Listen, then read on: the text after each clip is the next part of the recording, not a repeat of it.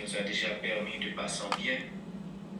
Mais merci encore pour ce moment précieux que tu nous as permis de nous rappeler pour étudier ta parole, comprendre ta parole. Nous te demandons en ce moment, Père, d'accompagner pour nous notre frère Frédéric qui va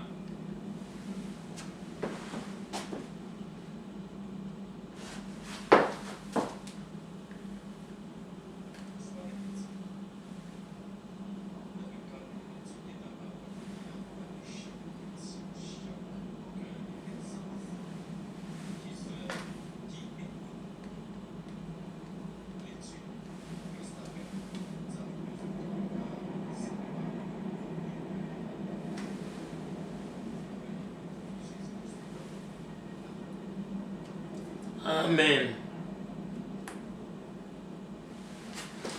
Oui, bonjour et bonsoir à tous, quel que soit le temps que vous allez suivre cet enseignement.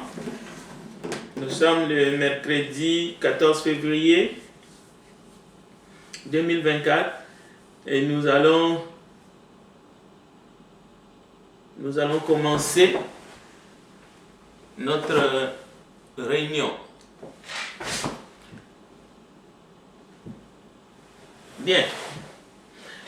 Sans plus tarder, je voudrais remercier d'abord notre frère Nélan qui nous dirige dans les cantiques et aussi notre frère bien-aimé Eximon dans la prière. Et bienvenue à tous, y compris ceux qui vont nous suivre de manière en différé après dans les réseaux sociaux. Que la grâce et la paix de notre Seigneur Jésus-Christ soit avec vous. Nous allons continuer l'étude que nous avons commencée ce dimanche qui concerne la prière de foi. L'enseignement est basé sur la parabole d'un juge unique, compte tenu de son caractère, compte tenu de sa aussi, ces juges, de sa manque, ou au fait, ces juges manquaient la crainte de Dieu. Et ils méprisaient les hommes, les humains, hommes ou femmes. Donc, nous avons rapidement vu en quoi la situation des élus devant Dieu est différente de celle de la veuve dans la parabole que le Seigneur a présentée. Nous avons insisté aussi sur le deuxième point pour essayer de comprendre qu'est-ce qui a permis à cette veuve d'avoir gain de cause et avoir l'intervention du juge unique qui ne craignait ni Dieu et qui méprisait les hommes. Nous avons vu que c'est la ténacité, mais oui, c'est la ténacité de cette femme. Et nous allons aller plus loin pour essayer de comprendre cette parabole. Nous nous sommes interrogés sous forme de réflexion pour comprendre qui est un élu de Dieu. Dans ce sens, nous savons tous comment un pécheur peut recevoir la grâce de Dieu par l'obéissance à la parole, ce que nous appelons le plan du salut. Mais nous verrons peut-être dans un autre enseignement que le fait de recevoir la grâce de Dieu, ce n'est pas comme cela est enseigné ailleurs, une fois sauvé et sauvé pour toujours. Non, ce n'est pas ça.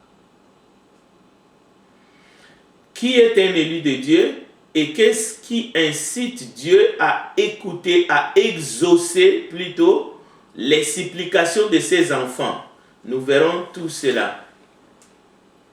Alors, l'enseignement principal, le message clé, c'est les contrastes forts entre le juge unique de la parabole et notre Père Céleste. Sans aller jusqu'à les comparer, parce que Dieu est incomparable, mais comme la parabole est sortie de la bouche de Christ, on ne peut pas manquer l'enseignement principal, la raison même de cette parabole, qui est le Fils qui est en train de révéler le Père. Et c'est ça le but de tout enseignement du Seigneur Jésus-Christ.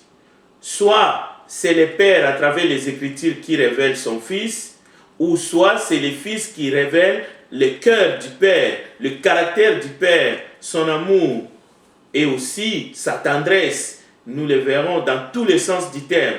Ici, dans cette parabole, c'est le Fils qui glorifie le Père et qui nous révèle le Père, mais en utilisant une parabole où il est en train de nous brosser le portrait d'un juge unique en face d'une femme veuve sans défense. Mais l'enseignement, c'est au sujet de la prière, et la prière des saints ou de ses élus. Mais il y a un contexte que nous verrons dans tout cela. Alors que beaucoup de gens ont lu cette parabole, il y en a qui en ont fait des études, même des enseignements en série. Nous avons cru comprendre, nous tous, à un moment donné, cette parabole. Nous avons donné un sens à ces paroles de Christ. Mais ce soir, grâce au Saint-Esprit, qui est notre enseignant principal, que Dieu nous aide, que nous puissions comprendre cet enseignement fondamental qui touche la prière. Parce que nous sommes des hommes et des femmes de prière avant tout en Christ Jésus. Alors, les textes, comme vous le savez, se trouvent dans Luc chapitre 18. Nous n'allons pas regarder seulement dans votre Bible. Je vais lire quelques passages. Dans cette même ville, il y avait une veuve qui venait lui demander, lui qui, le juge unique, qui ne craignait pas Dieu et ne respectait pas les hommes. Alors, qu'est-ce que la veuve lui disait? Retenez bien cette phrase. Rends-moi justice contre mon adversaire. Alors, après cela, c'est les paroles du juge. Même si je ne crains pas Dieu et ne respecte personne, comme cette veuve commence à m'ennuyer, dans d'autres versions, à me couper la tête, tout ce que vous voulez, je vais lui rendre justice pour qu'il ne vienne plus sans cesse m'assommer. Donc, comprenez bien le contenu de la prière de la veuve. C'est « Rends-moi justice contre mon adversaire ». Alors, Jésus ajoute, écoutez bien ce que dit ce juge, voyez. Donc, l'accent n'est pas mis aux paroles qui sortent de la bouche de la veuve. L'accent n'est pas mis à la prière. L'accent est mis plutôt, écoutez bien ce que dit ce juge dépourvu de justice. C'est pour cela. Et Jésus ajoute, et Dieu ne ferait pas justice à ces élus qui crient vers lui jour et nuit. Les fera-t-il attendre, ainsi de suite. Donc, Jésus nous révèle le Père. Jésus nous révèle le caractère du Père. Comment est-ce que le Père voudrait accueillir les prières des saints comme un parfum d'une bonne odeur et lui répondre. Et exaucer leurs prières. Alors nous verrons que le but de cette parabole ne consiste pas, par exemple, à dire aux enfants de Dieu ou aux élus, selon le contexte, alors imiter la veuve, ou bien répéter les paroles de la veuve devant un juge ici-bas ou devant notre Père Céleste. Non. Jésus ne dit pas exactement aux disciples, il n'y a pas un passage que nous devons faire comme cette veuve, ou nous devons répéter la parole de la veuve. L'enseignement principal, c'est que le Christ nous révèle le cœur plein de bonté de son Père, que nous disons être notre Père. Jésus essaie de nous voir que le Père Céleste n'est pas du tout indifférent de nos besoins, comme ce juge unique, justement, qui ne craignait pas Dieu et qui ne respectait pas les hommes. Alors, Jésus va plus loin. Si un juge aussi mauvais se laisse fléchir par des paroles incessantes, par des supplications incessantes d'une femme sans défense, à combien plus forte raison Dieu répondra à ses élus avec tendresse, et même à combien plus forte raison Dieu va nous prodiguer ses bons soins, ses soins divins. Alors, premier enseignement à tirer pour chacun d'entre nous: nos requêtes ne devraient pas ressembler aux supplications de la veuve qui réclame la justice face à son adversaire. On ne peut pas faire des psaumes, des prières pour réclamer à Dieu de nous faire justice face à nos adversaires. Bien sûr, Dieu voit, nous sommes malmenés, nous sommes attaqués, ainsi de suite. Oui, on peut prier, demander la protection. Dieu est un abri sûr. Mais mot après mot, réclamer à Dieu, faire des prières de vengeance, demander à Dieu de détruire, d'envoyer le feu sur nos adversaires. Comme ça s'est fait, ce n'est pas des prières, c'est des imprécations. Ce sont des prières de vengeance. Dieu n'exauce pas ce genre de prières. Ou bien on ne s'adresse pas à Dieu, le Père de notre Seigneur Jésus-Christ. On s'adresse à d'autres dieux avec un Dieu minuscule. Justement, on évoque soit des anges guerriers, des choses comme ça. Finalement, derrière, c'est le diable qui va agir. Mais ce n'est pas le Dieu du ciel. Alors, nos requêtes ne devraient pas non plus consister à réclamer à Dieu l'égalité dans ce monde, l'équité, la justice sociale, la tranquillité d'esprit, une vie sans aucune épreuve, bref, l'éradication du mal et du péché sur la terre. Ce n'est pas ça. Ça, ce sont des choses que nous ressassons et que nous mettons dans nos requêtes, que nous croyons que ce sont des prières que nous adressons à Dieu, et il ne peut répondre à ce genre de prières, mais il connaît nos besoins. C'est pour cela, si nos prières, c'est de dire à Dieu de nous aider à partager les richesses ici-bas, égalité, ou même à dire à Dieu, dis à mon frère de partager notre héritage égal ici-bas, de dire à Jésus d'intervenir. Si c'est ça le contenu de nos prières, nos vies seront remplies de pleurs et de plaintes. Parce que vous savez, quelqu'un avait dit à Jésus, dis à mon frère de partager notre héritage. Vous savez la réponse de Jésus, ça se trouve dans les évangiles. Jésus a dit, qui a dit que moi je suis juge entre toi et ton frère? Jésus n'a pas répondu à cette prière de son vivant ici-bas. Si vous voulez, nous allons les lire dans les évangiles. Mais c'est juste un clin d'œil que je vous montre déjà. Bien sûr, entre frères, les injustices, toutes ces choses, je ne suis pas en train de dire que Dieu ne voit pas ça. Dieu dit qu'il jugera. Entre frères, que ce soit frères biologiques ou frères dans le Seigneur, les injustices et tout ça, Dieu jugera.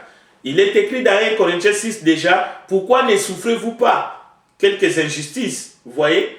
Pourquoi y a-t-il des procès entre vous? Pourquoi ne souffrez-vous pas? Ce n'est pas un encouragement pour ceux qui veulent passer par force ou agir injustement. Non, Dieu ramènera toutes ces choses-là devant lui un jour. Mais ça ne devrait pas être le contenu de nos prières sous forme en imitant la veuve dans la parabole de Jésus. Ce n'est pas le but.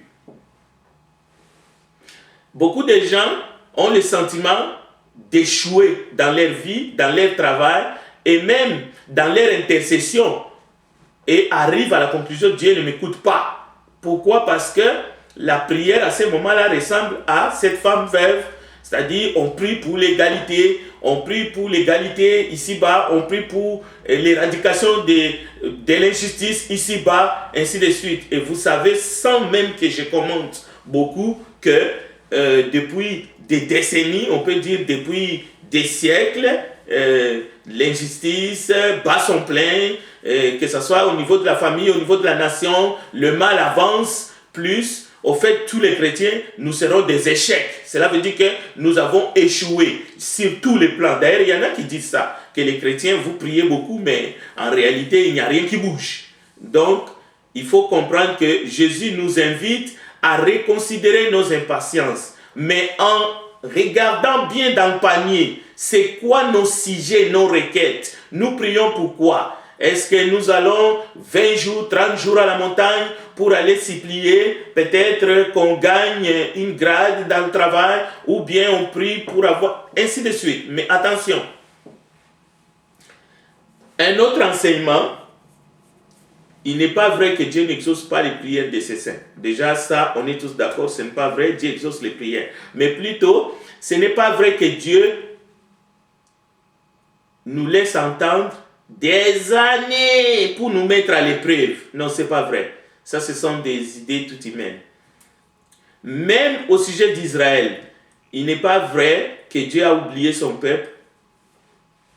Justement, plusieurs années. Non, loin de là. Lorsque Jésus est en Israël, c'est le contexte de cette parabole. La présence parmi les Hébreux du Messie, Jésus-Christ de Nazareth, Dieu parmi eux, Emmanuel, le Fils de Dieu, conçu par la puissance du Saint-Esprit, c'était la preuve que Dieu avait entendu et exaucé les prières de son peuple. Donc, dans notre esprit, nous devons biffer complètement que Dieu est un retardateur, que Dieu agit en retard. Nous devons booster notre foi. C'est très important. Donc, nous ne devons pas faire partie de ceux qui sont pessimistes et qui pensent que Dieu, je prie, mais je ne sais pas, Dieu va tarder sûrement, je dois m'outiller parce que c'est sûr que Dieu répondra peut-être dans 10, 15, 20 ans. Non, ce n'est pas vrai. Maintenant, il y a des, appelons ça des calamités comme la maladie, le mal dans ce monde, la mort physique, mais aussi la mort spirituelle, les œuvres du malin parmi les hommes. Alors, un texte, je vais demander, prenez votre Bible, étant donné qu'il y a un micro, donc je ne peux pas écouter. Alors, prenez Romains 8, je vais lire ici, Romains chapitre 8, verset 31 à 39. Alors, dans ces passages de Romains chapitre 8, nous pouvons voir clairement que en Jésus-Christ, Fils de Dieu, crucifié et ressuscité, nous avons l'exaucement de toutes nos prières. Et dans ce texte de Romains chapitre 8, verset 31-39, nous sommes plus que vainqueurs par celui qui nous a tant aimés. Et même son règne parmi nous est déjà effectif parmi les saints. Donc c'est très important. C'est un texte qu'il faut mettre au centre, au cœur, lorsque nous nous apprêtons ou lorsque nous prions. Alors nous allons lire Romains chapitre 8 à partir du verset 31. Suivez.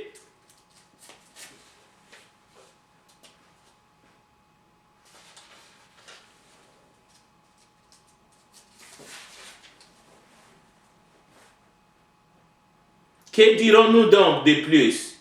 Si Dieu est pour nous, qui peut être contre nous? Il n'a pas épargné son propre Fils, mais il l'a livré pour nous tous. Comment ne nous donnerait-il pas tout avec son Fils? Question. qui accusera ce que Dieu a choisi dans les élus? Donc, votre version est un peu différente de la mienne, ce n'est pas un problème. J'ai choisi délibérément pour que je simplifie l'explication. Écoutez, personne, car c'est Dieu qui les déclare non coupables. Qui peut alors les condamner? Personne, car Jésus-Christ est celui qui est mort, bien plus il est ressuscité, il est à la droite de Dieu et il prie en notre faveur. Donc vous voyez, comment Dieu ne nous donnera-t-il pas tout avec son Fils? Alors on peut continuer. Qui peut nous séparer de l'amour du Christ? La détresse, le pétel, ou bien l'angoisse, ou encore la persécution, la faim, les privations, les dangers, la mort. Comme le déclare l'Écriture, à cause de toi, nous sommes exposés à la mort tout le long du jour. On nous traite comme des moutons qu'on mène à la boucherie. Mais en tout cela, nous remportons la plus complète victoire par celui qui nous a aimés. Oui, j'ai la certitude que rien ne peut nous séparer de son amour. Vous voyez, j'ai la certitude. Ni la mort, ni la vie, ni les anges, ni d'autres autorités ou puissances célestes, ni les présents et l'avenir, ni les forces d'en haut, ni celles d'en bas, ni aucune autre chose créée. Rien ne pourra jamais nous séparer de l'amour que Dieu nous a manifesté en Jésus-Christ notre Seigneur. L'Église, c'est la famille de Dieu.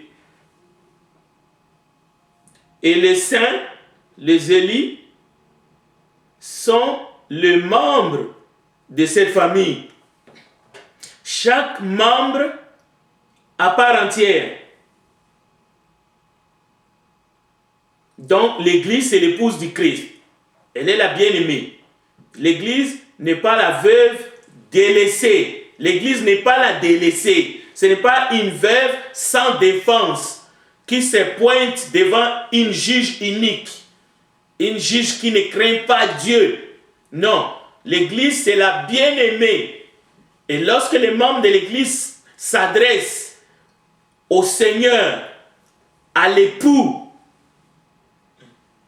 au fiancé, donc, les pères écoutent. Jésus dit, tout ce que vous demanderez à mon nom, en priant, croyez que vous l'avez reçu, c'est au présent, et vous le verrez s'accomplir.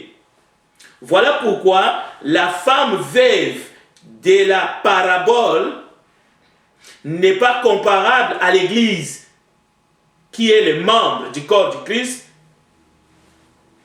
Donc les fidèles de Dieu, nous ne sommes pas dans le contexte de cette femme qui est allée vers un juge unique. Mais par contre, les membres du corps du Christ, l'Église est honorée au même titre que la veuve qui est dans le Seigneur est honorée. 1 Timothée chapitre 5. La veuve qui craint Dieu et qui est dans le Seigneur, la parole de Dieu dit dans 1 Timothée qu'elle est honorée au même rang que les anciens, que les diacres, et même si elle n'a pas des enfants pour prendre soin d'elle, l'Église, l'épouse du Christ doit prendre soin d'elle. Alors, c'est le message de la parabole. C'est pour cela, prendre cette parabole pour essayer de l'agiter, pour dire que Dieu veut que nous puissions faire comme cette dame, c'est-à-dire des prières qui sont au fait de revendications ou des demandes de justice, dans le sens que notre adversaire, Dieu doit juger et maintenant nous donner raison face à notre adversaire. Non, ce n'est pas ça les requêtes que Dieu attend de ses élus, jour et nuit. En plus, en fait, vous allez voir que le juge unique dit non, cette femme-là, elle vient me couper la tête, là. Elle vient m'importuner. Non, les prières des saints, ce ne sont pas des prières qui importunent le Père. Non, ça n'a rien à voir. Ce n'est pas pour nous apprendre à faire comme elle. Mais nous comprendrons justement dans cette parabole que nous devons prier sans cesse. Mais l'autre enseignement, c'est que le grand risque que nous avons en tant que membres du corps du Christ, membres de l'assemblée des saints, c'est la perte de notre foi. C'est pour cela, dans la parabole, Jésus termine par une question. Le Christ trouvera-t-il la foi lorsqu'il viendra sur la terre? Mais ici, il s'adresse à ses disciples, à qui il a enseigné en premier lieu. Il a dit cette parabole. Bien sûr, la foule était là. Oui, dans le contexte juif, il s'adressait à son peuple. Ça, c'est tout à fait normal. Les Hébreux, les Juifs qui étaient là, ils ont écouté Jésus. Grâce au Saint-Esprit, peut-être, et aujourd'hui encore, quand ils lisent dans les contextes, ils comprennent. Ils comprennent, oh non, il était là avec nous. Il ne nous a jamais abandonnés. Le Messie est déjà arrivé. Il est venu chez les siens. Il était venu pour les secourir. Mais, il dit, quand il reviendra, trouvera-t-il la foi sur la terre? Donc, les risques, même de ceux qui se disent être en Christ, c'est la foi, elle peut s'éteindre. Lorsqu'elle ne s'attache plus à celui qui est immuable, le Seigneur, qui est le bon berger, lorsque la foi vacille, lorsque nous tournons les yeux, nous commençons à regarder les choses de ce monde et nous commençons à dire à Dieu, je veux ceci, donne-moi cela, je veux cela, je veux un mariage radieux, je veux la paix, la tranquillité d'esprit, ainsi de suite. Et du coup, nous commençons à tourner nos yeux aux choses de ce monde. Nos prières, c'est comme des paniers vides, au fait. Et nous partons dessus parce que nous prions, nous tapons à côté. Mais nous devons garder nos yeux fixés au Seigneur et demander à Dieu, grâce à l'Esprit justement. Donc Jésus fait remarquer à beaucoup de gens qui étaient là et qui ont entendu cette parabole et à nous, que nous pouvons prier, nous pouvons demander un tas de choses, mais le risque cependant, c'est que notre foi, à cause de nos demandes, nous pouvons être découragés. Au lieu que la foi soit solide, ce n'est pas Dieu qui tarde, ce n'est pas Dieu qui nous fait attendre. Non, la nature même de nos demandes peut faire que nous-mêmes, nous pouvons perdre la foi dans le sens que nous pouvons nous décourager. Mais le diable utilise d'autres moyens pour nous décourager aussi. Parce qu'il vient nous dire, tu vois, Dieu ne t'écoute pas. Depuis que tu as sollicité telle ou telle chose, tu as vu, il a bougé? Non. Alors tu peux chercher par d'autres moyens. Alors il y a des gens qui vont aller consulter les marabouts, il y a des gens qui vont aller chez des féticheurs, et aujourd'hui il y a même des pasteurs qui vont en Afrique de l'Ouest ou bien qui vont aller en Inde pour essayer d'aller chercher des puissances pour faire tomber les gens, et tout cela sous prétexte que cela vient de Dieu. Non. Mais la veuve croyait à sa cause. Ça, c'est clair. Bon, ne nous décourageons pas. Nous devons au contraire nous ressaisir. Un signe qu'une personne commence à se décourager, vous allez entendre dans sa bouche beaucoup de plaintes. Il va se plaindre contre les autres, mais il va se plaindre aussi contre Dieu. Même s'il ne va pas les dire, mais intérieurement, il va commencer à se poser des questions comme est-ce que Dieu m'attend? Est-ce que Dieu me voit? C'est déjà là un signe que ta foi est en train de s'éteindre et tu es en perte de vitesse. Le diable réussit à te troubler, en fait. La pauvre veuve a insisté jusqu'à parvenir, jusqu'à faire plier un juge unique qui ne respectait pas Dieu. Mais par contre, les prières des élus ne ressemblent pas à ce que la veuve est allée revendiquer auprès du juge unique. Jour et nuit. Les prières des saints ne ressemblent pas à des cris jour et nuit, comme dans cette parabole. Alors, est-ce la veuve de l'évangile de Luc, au chapitre 18, est un bon exemple de la prière des saints? Voyons un très bon exemple de la prière selon les Écritures. D'abord, Jésus lui-même, il nous a montré comment prier. Les évangiles en parlent. C'est un modèle de prière.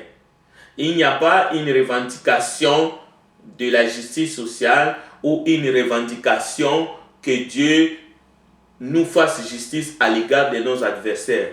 Il n'y a pas comme nous avons vu, des prières du style Seigneur, il faut éradiquer le mal dans ce monde, ou bien Seigneur, nous voulons qu'il y ait égalité entre les hommes et les femmes. Ce n'est pas réclamer l'équité salariale, non. Ce n'est pas des prières comme ça, de la justice sociale. Il faut qu'on augmente les salaires minimum. Non, ce n'est pas ces choses-là. Je vais être comme les autres. Moi aussi, je vais rouler. Moi aussi, je vais atteindre les sommets. Non, je ne dis pas qu'il ne faut pas prier pour que Dieu bénisse le travail de nos mains. Loin de là. Loin de là. Mais il ne s'agit pas jour et nuit. Parce que Jésus nous dit que nous devons demander notre pain quotidien. Ça, c'est clair, là. Mais il ne s'agit pas de vouloir que Dieu, maintenant, juge tout ce qui se passe sur la terre, que le méchant soit condamné, ainsi de suite. Non. Parce que ce monde, la terre, ce n'est pas le paradis. Il y a un jour où Jésus dit, il jugera les actions secrètes des hommes. Et cela va se faire aux yeux et aussi de tous. Donc, sachons bien de quoi nous nous acharnons à demander à Dieu. Mais par contre, nous devons garder la foi. Nous devons avoir la foi. C'est ça qui est plus important. Alors, je termine avec Jacques chapitre 5. C'est le dernier texte pour ce soir. Jacques chapitre 5. S'il vous plaît, cherchez dans votre Bible. La communication est un peu difficile avec notre système de micro. Alors, Jacques chapitre 5. Ce texte-là, c'est juste un exemple pour nous aider dans la foi et la prière que nous pouvons faire selon la volonté de Dieu. Nous pouvons prier pour tout. Ça, c'est sûr et certain. Mais attention. Il ne faut pas s'acharner et dire « Je suis en train de faire comme la pauvre veuve ». Parce que Dieu, ce n'est pas un juge unique. C'est juste ça le message. Mais on peut demander ce qui nous vient à l'esprit et selon la volonté de Dieu, comme nous avons vu le dimanche matin. Alors, je suis dans Jacques. Cette Bible, elle est neuve. Alors, Jacques chapitre 5, à partir du verset 13, s'il vous plaît, suivez-moi. J'ai même de la difficulté à voir mon heure. Ok, d'accord.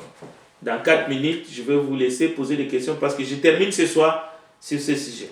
Jacques chapitre 5, le verset 13. Oui, à partir du verset 13, je vais lire 5 versets en français courant. Écoutez.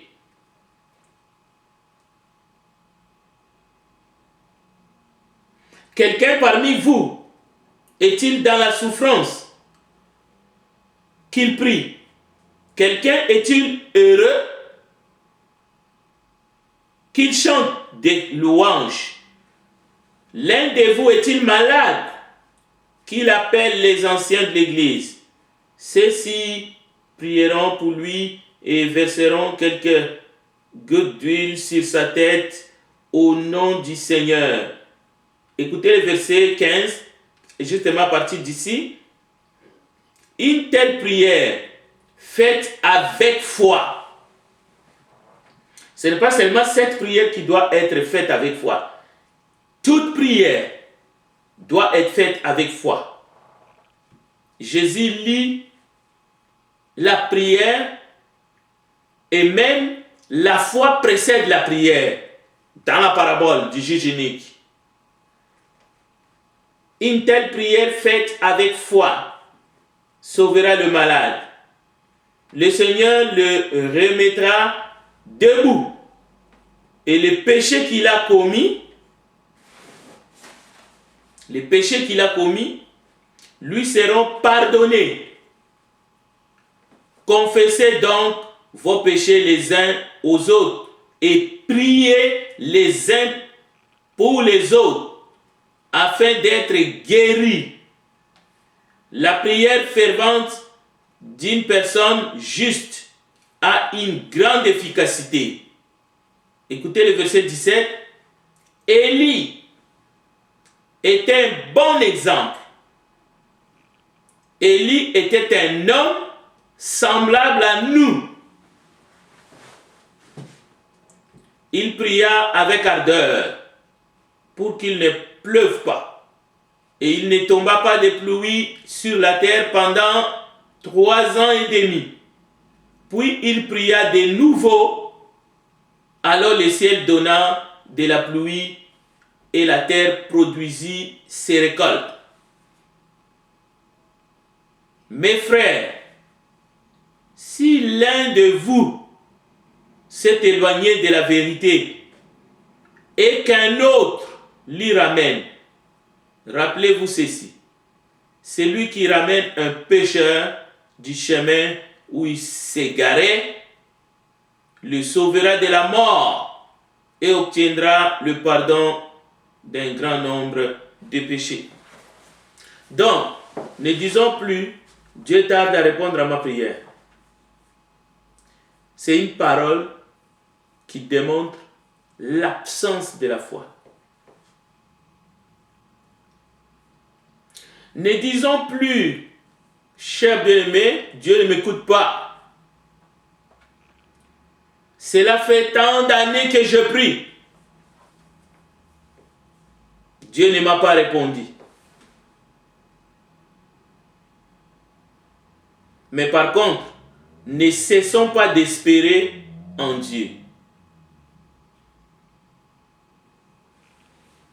La Bible nous dit clairement, Dieu ne tarde pas pour l'accomplissement de ses promesses.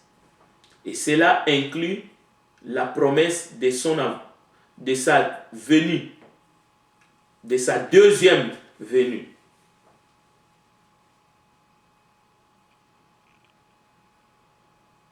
Jésus établit les contrastes entre Dieu, le Dieu juste, et ce juge unique. Le juge unique ne s'intéresse pas aux hommes, mais Dieu si, Dieu s'intéresse à chaque détail de ta vie. Il te connaît. Il nous connaît comme famille, collectivement, l'Église, mais il te connaît.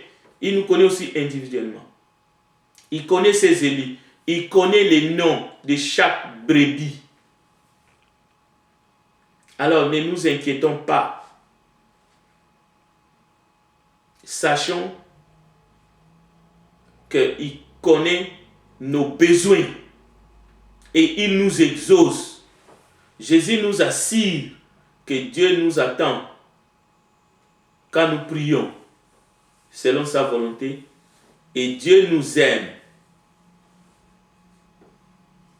Son désir, c'est de nous faire du bien. Et nous devons aussi nous faire du bien les uns les autres. Alors que Dieu vous bénisse. Je vais retourner la parole à notre frère Nélan si jamais il y a des questions. Je vais enlever le micro pour que je puisse vous attendre. La parole est à vous.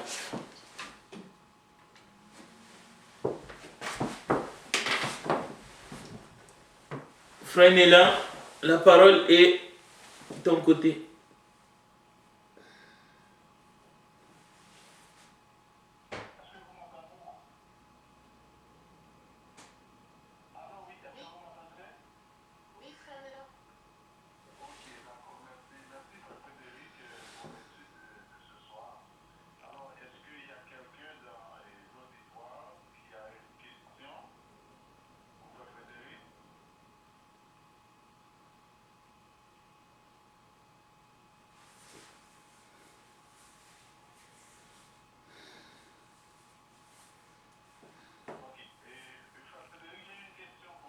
Oui.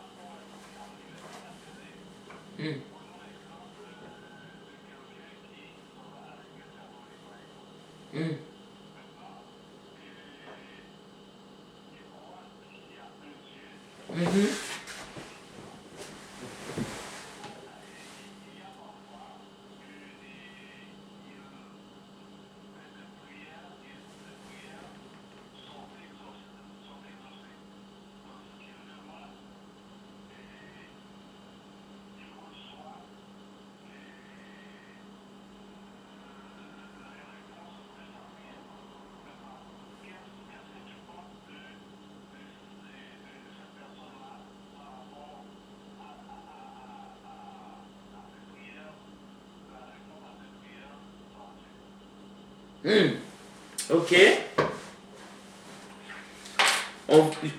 La réponse à cette question,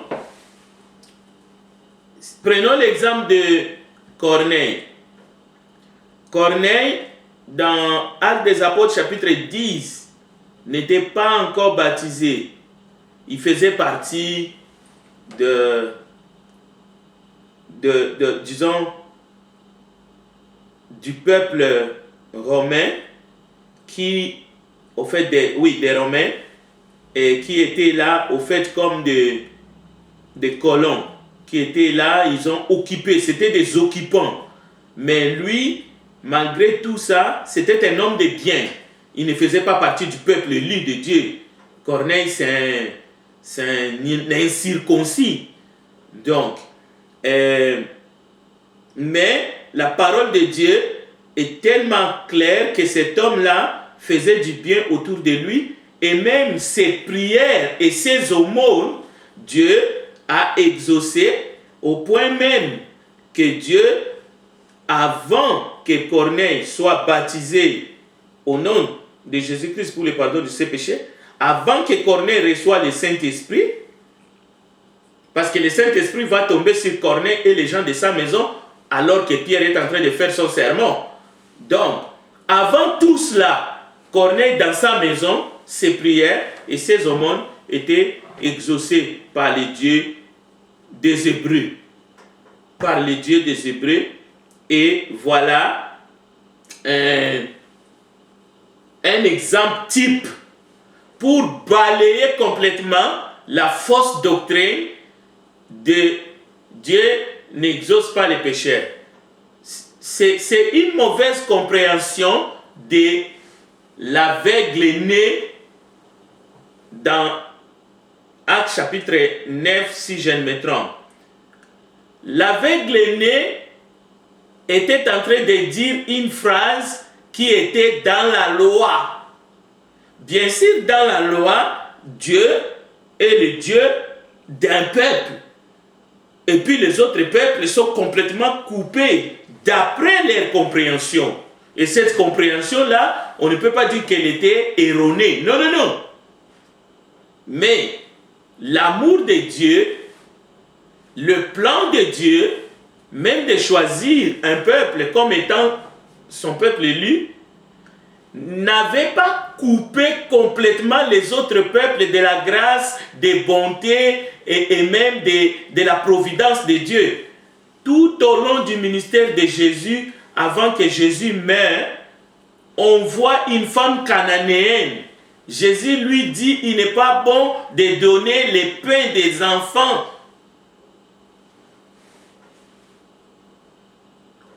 aux petits chiens. Mais qu'est-ce que Jésus va faire? Jésus ne va pas renvoyer cette femme à vide. Jésus va faire le contraire. C'est-à-dire que Jésus va exaucer la demande de la femme cananéenne. Parce que la femme cananéenne va lui dire, les petits chiens mangent le miette qui tombe en dessous de la table de leur maître. Il y a plein d'exemples. Combien de centeniers romains ont supplié Jésus? C'est une forme de demande, ce sont des prières. Et Jésus a guéri, Jésus a sauvé, et même Jésus a dit, je n'ai pas trouvé une foi aussi grande en Israël qu'ici, chez ces pécheurs, chez ces païens, chez ces non-juifs. Donc, c'est tout simplement une mauvaise lecture de prétendre que Dieu n'exauce pas du tout les pécheurs.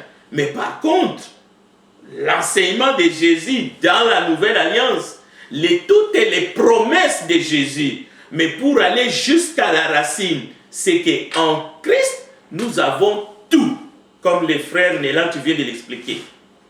En Jésus-Christ, Dieu nous donne tout. Le tout là signifie le royaume d'abord. C'est le royaume d'abord.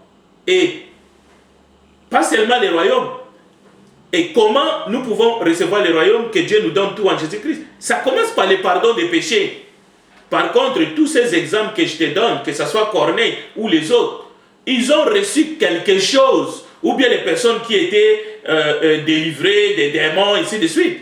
Corneille a reçu l'exaucement sur ses besoins, sur ce qui... Est-ce que avant sa conversion, Corneille avait reçu le pardon des péchés? La réponse est non.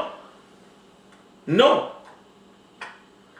Donc, c'est quand même l'enseignement de Jésus que tout ce que vous demanderez en mon nom en priant, vous le recevrez. Donc, c'est en plus du pardon du péché, c'est en plus du royaume que Dieu nous fait aussi du bien. C'est pour cela, dans nos prières, si on tombe pour faire des requêtes, comme Corneille faisait avant sa conversion, où nous faisons des prières comme les centeniers, viens, mon serviteur est dans l'extrémité, nous nous limitons et essayons de compter le nombre d'heures et le nombre de jours. Oh, Dieu ne m'a pas exaucé, c'est faux. Dieu ne t'a pas exaucé, d'accord. Est-ce que tes péchés sont pardonnés?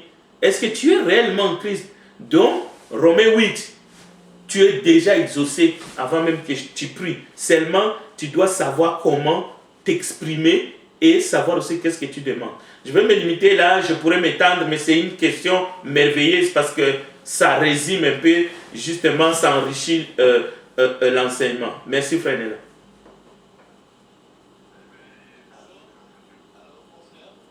Oui.